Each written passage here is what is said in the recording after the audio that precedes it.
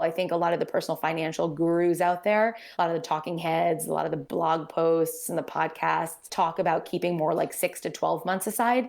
But quite frankly, we think that's way too much money sitting in cash. And entrepreneurs, I mean, you got to be lean. We think of your emergency fund as your first line of defense, not your only line of defense.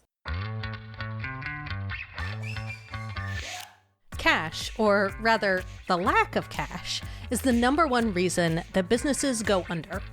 Understanding the flow of cash through your business and how to manage it is one of the most useful skills you can learn as a business owner.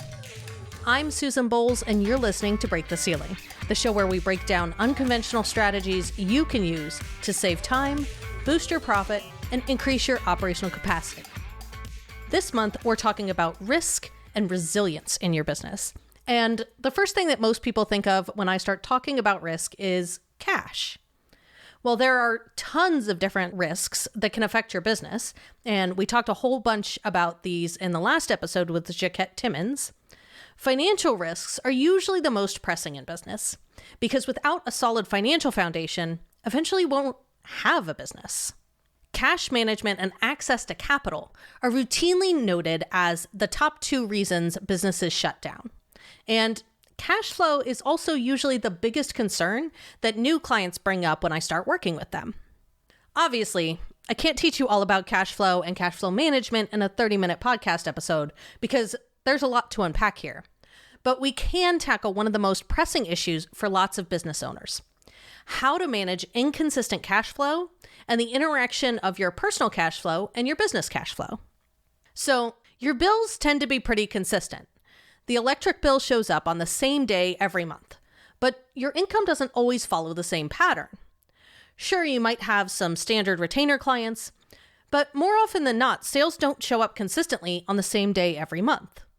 How much you bring into your business might change dramatically each month.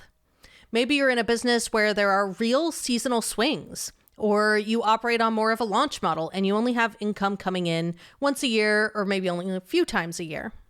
Those types of business models mean that your understanding of how to manage your cash is even more essential.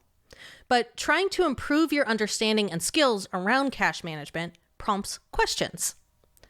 How much cash should you hold in your business accounts, and how much should you move into your personal accounts? What if you have a cash crisis in your business? How does that impact your personal finances, and what should you do about it? How much of a cash reserve should you really have on hand to be safe? That's what I wanted to talk to this week's guest about. Meet Priya Malani. She's the founder of Stash Wealth, which is a financial planning and investment management firm for Henry's. Now, you'll hear us mention that term a few times throughout the episode. Henry's stands for High Earners Not Rich Yet. And disillusioned with Wall Street, Priya left Merrill Lynch to address what she recognized as a huge gap in the industry: financial services for young people who are largely ignored by traditional firms. She's been dubbed the Rebel of Wall Street, and she wants to change the way young professionals think about money by empowering them to get their financial shit together. And we're talking about how to balance your personal and business cash needs and some strategies for making sure there's always enough cash on hand. Hey, Priya, thanks so much for coming here today. Hey, Susan, thanks for having me. So for a lot of businesses, the cash coming in the door can be really inconsistent, or it can fluctuate monthly or seasonally, but everybody still has mortgages to pay and kids to put through school and bills that actually do come in every month. So how do you approach managing that inconsistent income with those pretty consistent expenses? That is a great question. And after working with tons and tons of entrepreneurs here at Stash Wealth, we came up with a pretty cool concept. We think it's pretty cool, that really helps to manage that consistent expenses. You just got to pay for life with the more inconsistent income that comes with having a small business or a new business, or whatever it is. So what we typically do is we actually have clients set up a separate bank account. We call it a monthly reserve account. And tell me if you've kind of heard this or thought of this. It's pretty straightforward and makes a lot of logical sense once you think about it. But let's assume you're pulling an inconsistent amount of money out of your business, your income, just depending on how revenue might look for the month. Um, Ideally, what we would say is instead of depositing that money that you pull out of your business into your primary checking account where you would use it to pay bills, put it into actually a completely separate bank account. We usually tell clients actually to use, in this case, like an online savings account. So, because as I'll explain, the money is going to kind of be building up in that account, and it's nice to have a little higher yield on it. We call it a monthly reserve. So, let's say you use an online bank, you could set up a savings account, you could nickname it monthly reserve account, and you would funnel the money you pull out of your business into that account. Then from there, what we typically do is we have you set up an automation from that monthly reserve account into your primary checking account, the account from which you pay bills. And you could set that up once a month. You could set it up maybe more bi-monthly, sort of similar to like how a traditional paycheck works. And what's really interesting about this is that that monthly reserve account, essentially, it grows when you pull more money out of your business. And it may not get as much money on months that the revenue is slightly lighter and sales are lower. But over time, because you've set up this consistent amount going into your checking account, you almost feel like you're drawing a consistent salary, and you don't set yourself up for, oh, well, wow, I have extra in my checking account this month because I pulled more from the business because we had more revenue. And then I've got to cut back my lifestyle, which is really frustrating and very difficult to do. You actually set yourself up and gradually work yourself into a more expensive lifestyle once your business revenue can support that. So to clarify, business revenue or your income that you pull goes into a savings account or a checking account. It can be either. And then you set up a consistent equal amount automatic transfer into your checking account. And that is what you consider your salary.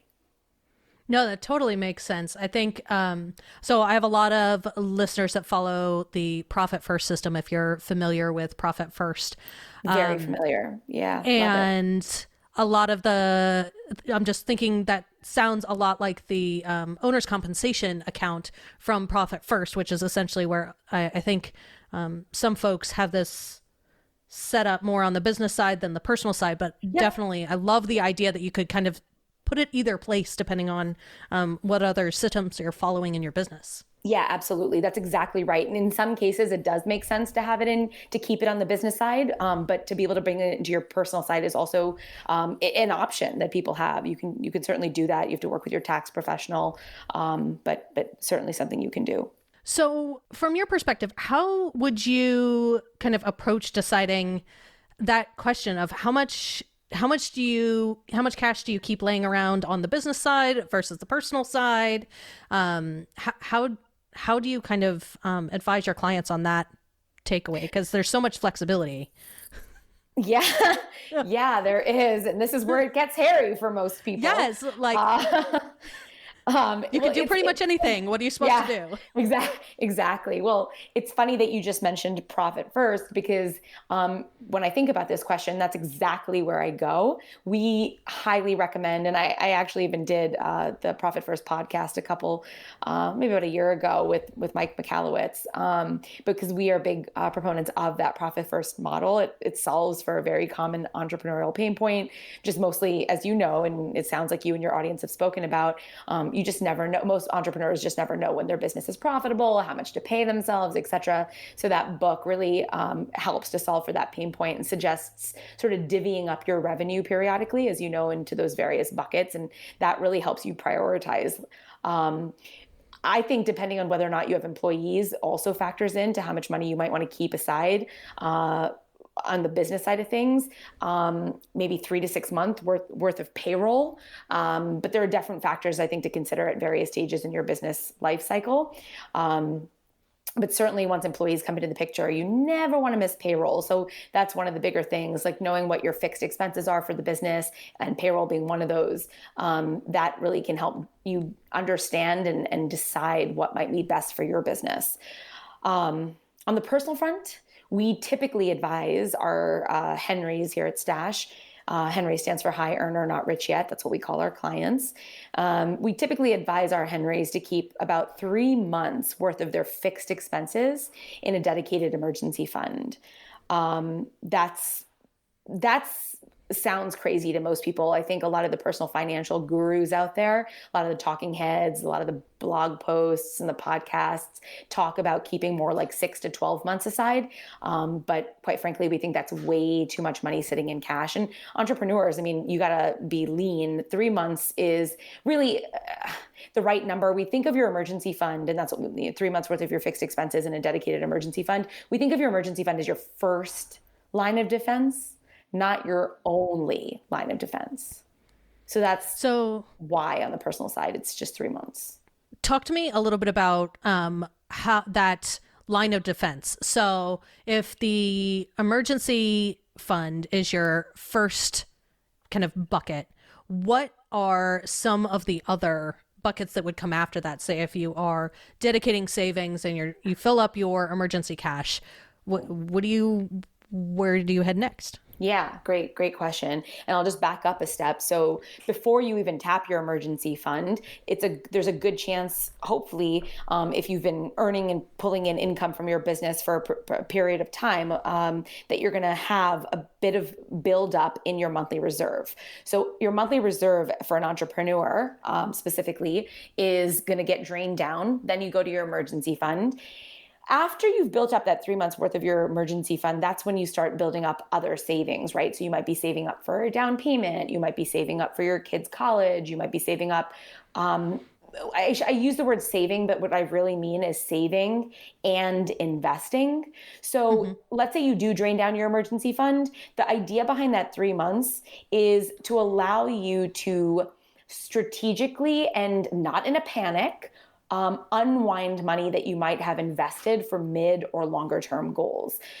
One of the biggest mistakes I used to see really, really rich people make when I worked on Wall Street was they kind of took that for granted. They didn't keep an emergency fund. So if shit hit the fan, the first place they went was their investments. And the last thing you want to do is rush to sell. Like imagine if you were in a panic, and I don't know if you've been watching the markets, but they've like crashing. Yeah. Like imagine if you didn't have your emergency fund, you would have had to sell to come up with that cash. And the past week, 2 weeks, 3 weeks have been a really, really bad time to sell. Giving yourself that 3 months would have allowed you the time, just afforded you the time to slowly and methodically work your money out of the market, which a financial professional can help you to do. But you want to do that thoughtfully. You never want to rush and panic and have to sell because you might have to sell when the markets are down, and that sucks. That's just more money that you've just then lost in a time when you're draining down on your overall net worth. So that's why that emergency fund is your first line of defense. It's not your credit card. Certainly some people use their credit card as an emergency fund, but mathematically that doesn't make a lot of sense. You're really going in reverse. Expeditiously in reverse. So the emergency fund, maybe other savings you have liquid, maybe your investments, and then eventually if you're really shit hits the fan kind of situation, your credit card, but there are even other options besides that. Okay. So outside of the hitting of the credit cards, what are some kind of money management things that you see entrepreneurs kind of consistently messing up on or consistently maybe going the wrong direction? One of the things that we see people do when they're transitioning from corporate or a regular paying job, steady job to entrepreneurship, which is not always so steady, is they don't create enough of a runway for themselves. Really thinking that they sort of jump the gun in leaving their job. And that's a really, really dangerous thing. So creating an adequate runway is certainly one way to really help solidify your venture into entrepreneurship. I think that's really, really important. And then I guess more applicable to today's topic even is we oftentimes, and this is certainly one of the pain points that Profit First solves for, is seeing entrepreneurs just focus on their businesses so much that they let their personal finances just fall to the wayside. Sometimes they even have spouses and kids, and that gets, I mean, like, it's a very stressful situation if your family just sees you putting so much energy into your business, and it's getting a little crazy on the personal side. So like just ignoring your personal finances and it's really easy to do, right? Like when you're, hell bent on making this thing work, whatever it is you're doing, it's very easy to lose track or to just push personal stuff to the side. So that's definitely something that we see people messing up on and then coming to us when it's a little bit too late. And how do we backtrack and how do we rebuild that foundation? Do you think there's an emotional component to that? So in prior businesses, I've definitely been in the position where like your personal finances aren't necessarily where you would like them to be. And so it's easier to just ignore it and pretend it's not happening than to proactively deal with it. Yeah, of course. We actually at Stash, it's almost a joke that 80% of what we do is therapy. The numbers are the easy part. But absolutely, it's just, and I mean, this sounds kind of mean to say, but I think entrepreneurs have to have the thick skin to hear it. Like if you're not willing to address and face like what's happening with your finances on the personal front, I don't know what that says for you as an entrepreneur, because especially if you're like the CEO or like in a sort of executive or a role that handles finances for your business, like you can't ignore it. You have to address it. So, and it only gets worse when you do. Right, exactly. So if you're the kind of person who's ignoring it on the personal side, you really want to take a long, hard look at yourself before you decide to venture into entrepreneurship, because that's a skill set. You just need to be able to like tough it out and deal with what might look ridiculously just scary and figure it out. Yeah, that's super, super true about the emotional side. And then also, I think this is somewhat tangential, is just seeing people who invest in their businesses for way too long before starting to think through the ROI of those investments. Like I think it's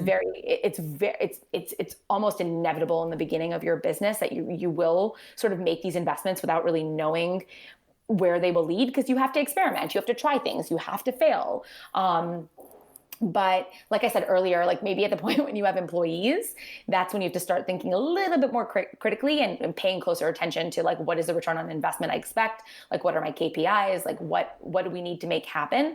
I think I certainly, as an entrepreneur, took much bigger risks when I was the only one on payroll. Well, because it's a totally different experience, I think, when you're the only person that's really impacted by the decisions that you're making in your business, and maybe personally, that you have some savings, and if you don't end up paying yourself this month, no big deal, because you've got that reserve, versus that you have so many people depending on you that you can't fail, or you need a much bigger cushion, I think. And I love Trader Joe's burritos, so for me it's really easy. If shit hit the fan, I just go back to my burrito diet. They're really, really good. So yeah, but yeah. I'm so jealous. I haven't lived anywhere with a Trader Joe's in like a decade. And every time I'm in a city where I'm like, oh, there's a Trader Joe's, I'm filling my suitcase up right now. Thanks so much. Love that frozen food aisle. They have all the good stuff. They do. Yeah. One other thing I'll mention maybe on the what we see entrepreneurs messing up on from money management. I was thinking about this one, and it's definitely hypocritical for me to mention, but we almost always tell entrepreneurs to avoid tapping their 401k to fund their business. But personally, it was actually something that I did, which is just crazy. And like I said, super hypocritical of me to give this advice, but given success rates, it's a very risky thing to do. And maybe if you have proof of concept or an MVP, but not simply to just try out an idea that may or may not work. Because that's on the personal side, going back to talking about like, letting your personal finances fall to the wayside. Yeah, so my husband and I, we bought two very capital heavy businesses early on in our business ownership. We bought a guest ranch up in northwestern Colorado. And then after we sold that, we opened a retail running store, like a physical location. And both of those were such capital heavy businesses that luckily we'd been, living well below our means, and we had a crap ton of retirement saved up, and that was just and we were really young, we were in our early 30s, I guess. Yeah. And so for us, it was a calculated risk that in fact did not pay off. So I will second you and say that, they were very capital heavy businesses, that's how we kept them running for a while. And that it was a pretty big impact. And it also really impacted my decision to start ScaleSpark, which is zero capital, essentially startup. And why, when a lot of folks come to me with, hey, I'm going to start this physical business, I'm like, does it really have to be physical? Like, think about the capital that you're going to toss in there, which is sort of ancillary, but I think there's like a romantic notion in a way behind like, it just feels so, I'm going to take this money and I'm going to invest it and it's going to pay off. And it just feels so, I don't know. I get that sense from people, and probably even felt it myself, that there's this romantic notion behind it, but it's not, and as you can speak to, it's not romantic, and can get pretty ugly fast. So you really want to be thoughtful about maintaining the integrity of your personal financial foundation so that you have something to fall back on. Yeah, absolutely.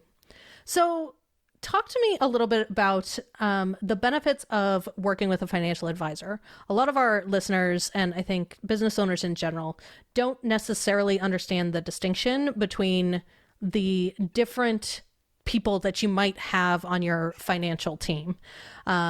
So talk to me about where the financial advisor sits in that kind of financial advisory board of a business owner, and why there's somebody you would want on your team. Yeah, that's a really great way of putting it. I'll start with that. And first of all, like, just for the record, given the fact that we're in the financial advisory and planning business, I kind of hate this question because it feels so self-serving. And no, quite I frankly, think, well, to me, I think it's more of like, people really don't understand the difference between a financial advisor and an accountant and a bookkeeper and a CFO or a controller, or like, when would you want one of those people, and what should you be looking for? Yeah, and that's the thing. The word financial advisor, it can be defined. There's no like standard definition. Like an insurance salesperson is technically allowed to call themselves a financial advisor.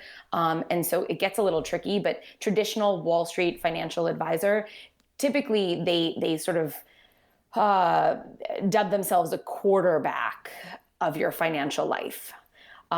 So they might be the ones to help you pull together all the other specialists, like the tax specialist, the estate planning, the small business, legal even.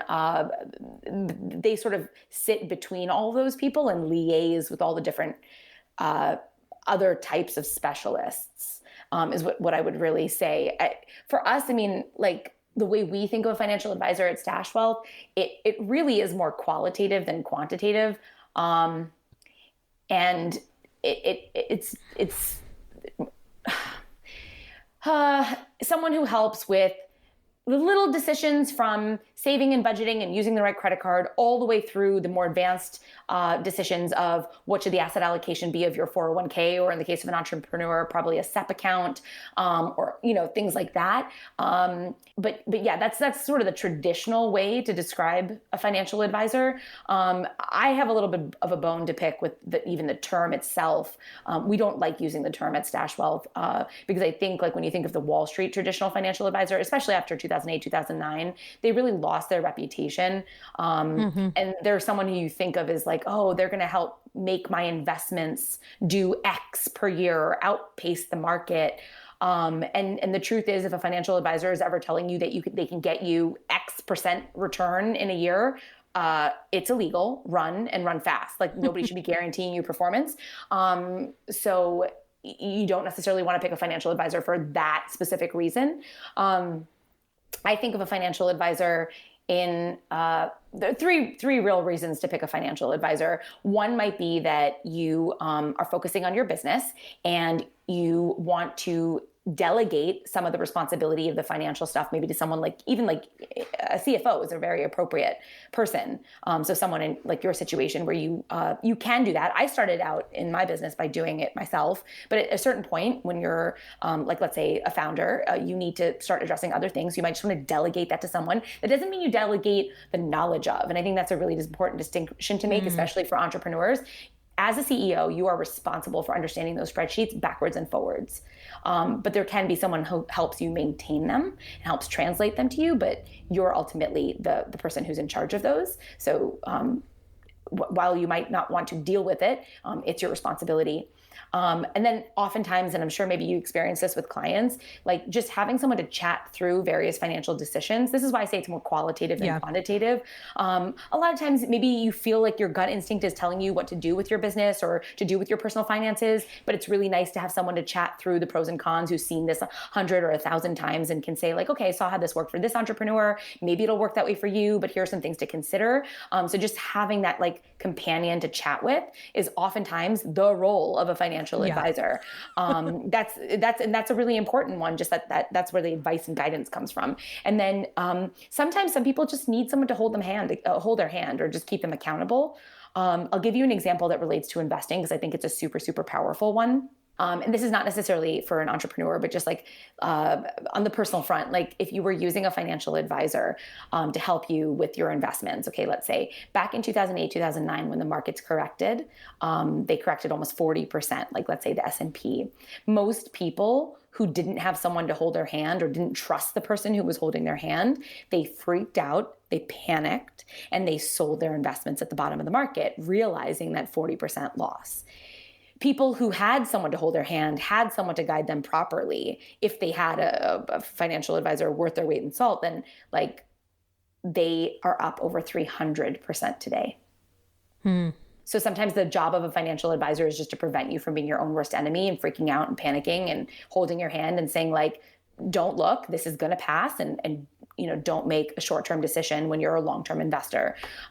So I think that is also a really important part of it, is just that partner, someone to hold you accountable, and then obviously delegating some of the responsibilities. Those are probably the main reasons I think a financial advisor is handy. No, I love those.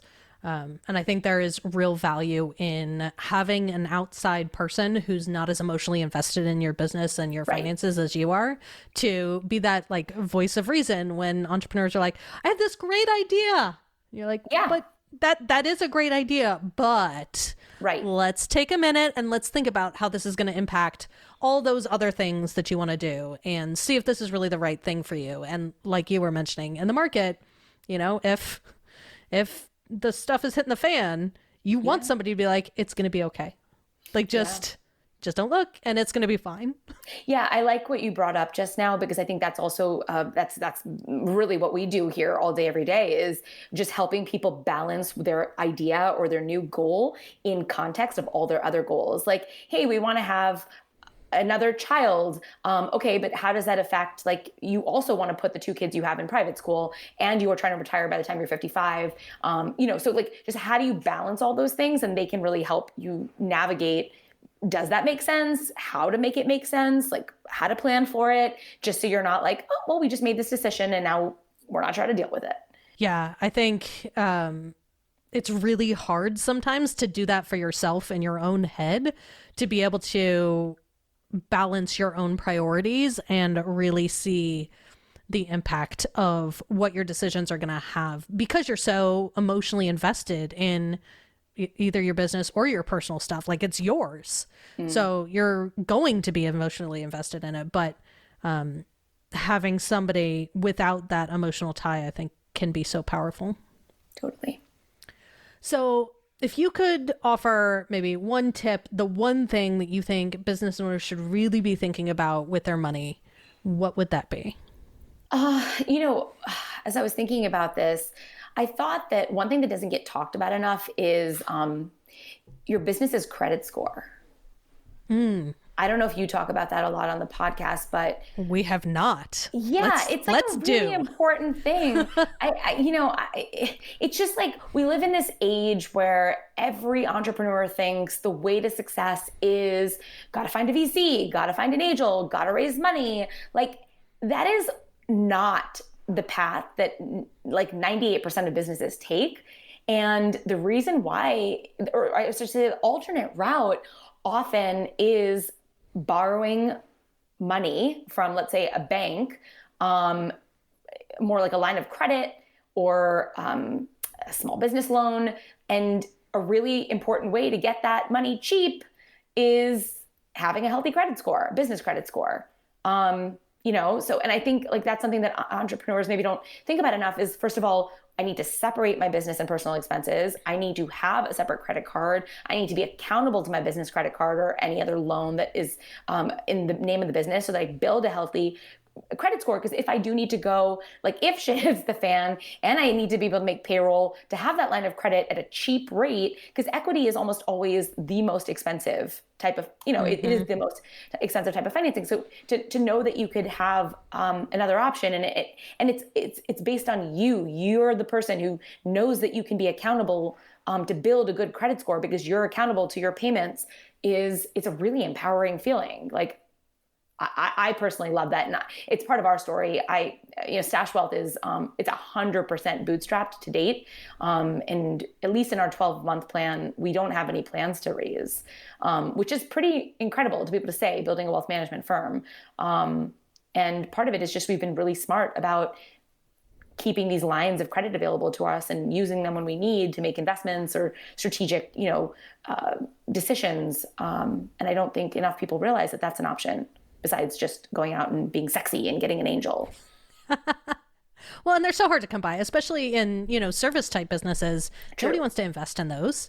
True, very true. They're hard to invest in. They're hard to sell later on, unless you're really strategic about how you consciously are building your business, because so many of them are, based on the founder or the main person. And so I think it's because, angels and VCs are so publicized, we think it's just a choice for us, but there's a lot of, they're just not that interested in service-based businesses. So sometimes it's just not an option. So talk to me a little bit about the business credit score and how folks could go about kind of proactively making sure that they are managing that credit appropriately and making sure that they are building a good score. Well, at the end of the day, it goes back to what I was saying earlier, which is the most important thing to do is to pay. It works very similar to a personal credit score, right? In that when you it directly ties to how lenders see you in terms of reliability, and they're deciding how likely you are to pay them back, right? So the higher your score, the better that means they think your business has a likelihood of paying them back on time, and that's all built based on the history of the bills you have been paying. So pay your bills on time, make sure to diversify, make sure not to mix your business and personal expenses. But I think that also relates a little bit more to taxes, which we can certainly talk about. But yeah, making on-time payments, those are all critical to building a good business credit score. Okay. So is there anything you think we should talk about that we haven't yet? I think I alluded to one of the things earlier, which was a SEP account. I don't think entrepreneurs, this stuff isn't taught in school, right? Like there's no entrepreneurial school, but there should be, but there isn't. Yeah, for sure. Funny enough, I actually heard the other day about, you know what it was? Oh gosh, this is funny. Actually, maybe this is I'll mention it, but are you listening to the podcast We Crashed? No. It's a 6-part series about WeWork called We Crashed. Oh.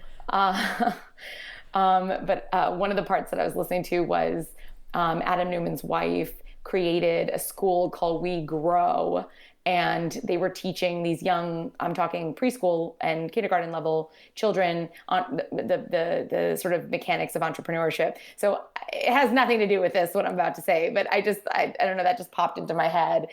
It should be taught in school, maybe not by WeWork, but Probably not. probably not. They were on the podcast, they were talking about like the hubris, it's like once you think you're good at one thing, like co-working spaces, you think you're good at everything, like raising and educating children. It's a little crazy, but anyway, I'm going on a tangent.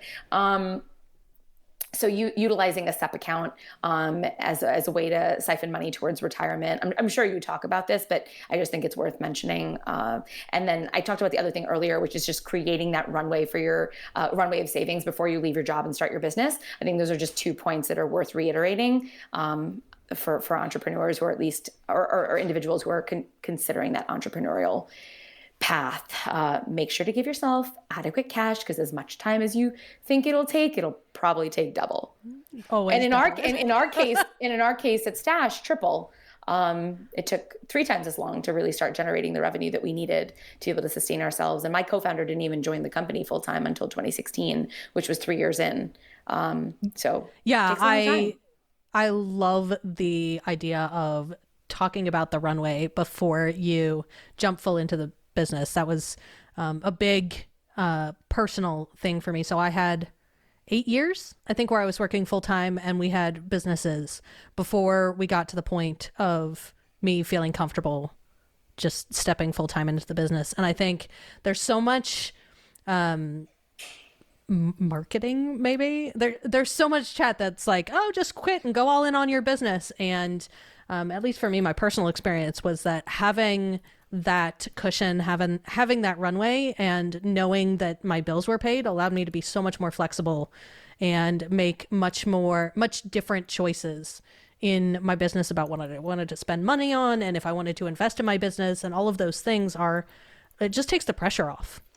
And I think that when I hear folks that are like, oh, I'm just going to quit, I'm like, Well, what I blame as a culprit, and I've talked about this publicly in a couple articles, is Instagram. I think Instagram is such a disservice to entrepreneurship. It completely paints it in this, like, once again, romanticized fashion, but it is a ton of work, a ton of Trader Joe's burritos.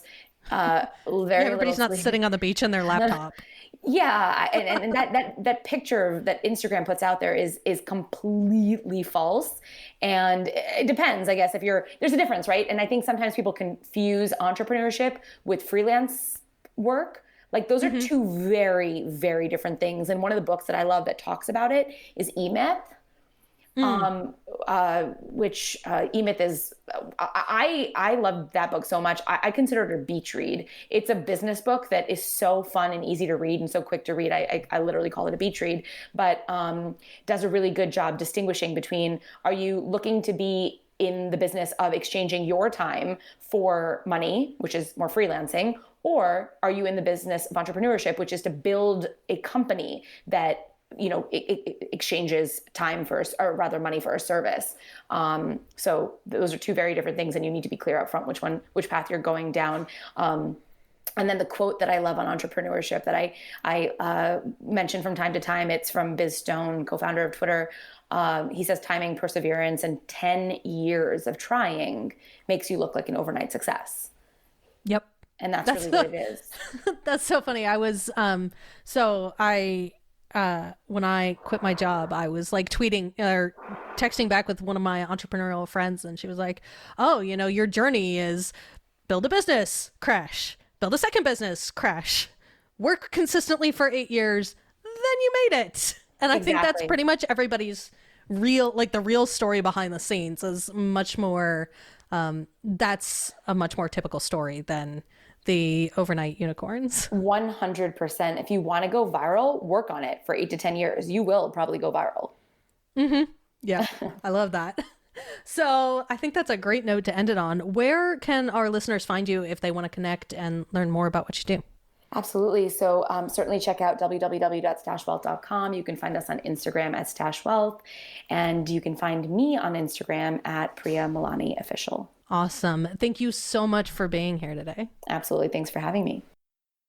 Managing your cash isn't something to be scared of or intimidated by, and there are some real concrete steps you can take to start managing your risks with your cash.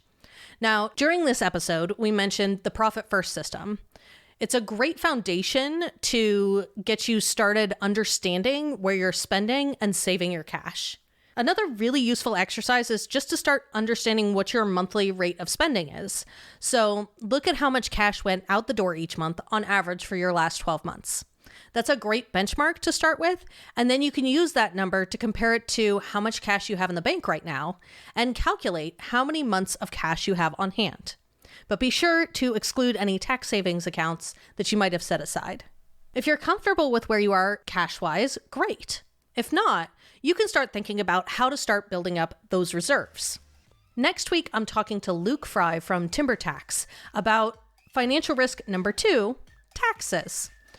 We're going to answer some common tax questions and talk about what your relationship with your tax professional should really look like and feel like.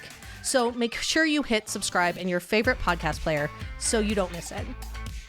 Break the Ceiling is produced by Yellow House Media. Our production coordinator is Sean McMullen. This episode is edited by Marty Seafeld with production assistance by Kristen Runbeck.